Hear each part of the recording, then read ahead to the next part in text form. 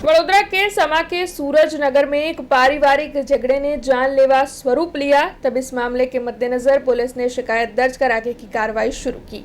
वडोदरा शहर के समा रोड पर सूरज नगर इलाका है, जहां पर 29 तारीख को दो भाइयों के बीच में मकान के पैसे को लेकर उग्र तूतू-मैं हुई थी।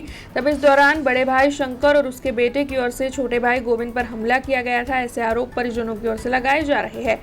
हमले में गोविंद को गंभीर चोट पहुंची, जिसकी वजह से उसे इलाज के लिए अस्पताल ले जाया गया। घटना के कई दिनों के बाद गोविंद का इलाज चल रहा था, लेकिन आज इलाज के दौरान गोविंद की मौत हो गई है। अब ये जो गोविंद है वो रिक्शा चलाकर अपने परिवार का गुजरान चला रहा था, रोजी रोटी चला रहा था। तब उसके निधन से परिवार पर आर्थिक संकट खड़ा हुआ है। ऐसे में पूरा परिवार शोक मग्न है और इस मामले के मद्देनजर पुलिस ने भी शिकायत दर्ज कर आगे कार्रवाई शुरू कर दी है।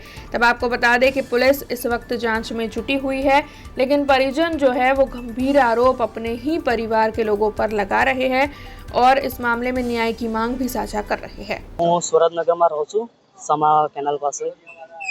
29 તારીખે મારા ફાધર સાંજે ઓટો લઈને ઘરે પરત આવ્યા હતા, ત્યારે મારા કાકાનો છોકરો ત્યાં ઊભો હતો। તે મારા પપ્પા એવું કીધું, અહીંયા વાતચીત કરવા બોલાયો હતો ઘર બાબતે।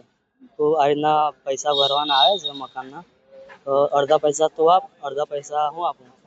ના બનતો હોય ને તો હું મકાન વેચવા કાઢું છું એવું કીધું। તો એના મારા મોટા પપ્પા ઉશ્કેરાઈ ગયા, એવું કીધું કે મકાન વેચવાનું નહીં, મારા નામ પર કરી દે। તો પપ્પાએ ના પાડી, તો મારા મોટા ફાધરે પપ્પાને માથામાં ઈંટ મારી દીધી। એમના છોકરો હતો તે ધક્કો માર્યો ને એ રીતના પપ્પા પડી ગયા બોનેટ પર ગાડીના પાછળના ભાગે।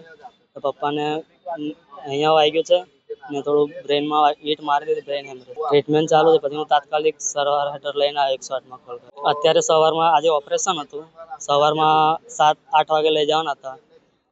ऑपरेशन में ले जावा रेडी કર્યા ત્યાં તરત જ डेथ થઈ ગઈ। हमसे जुड़े रहने के लिए हमारे YouTube चैनल को सब्सक्राइब करें और नई वीडियो की नोटिफिकेशन के लिए बेल आइकॉन को दबाएं।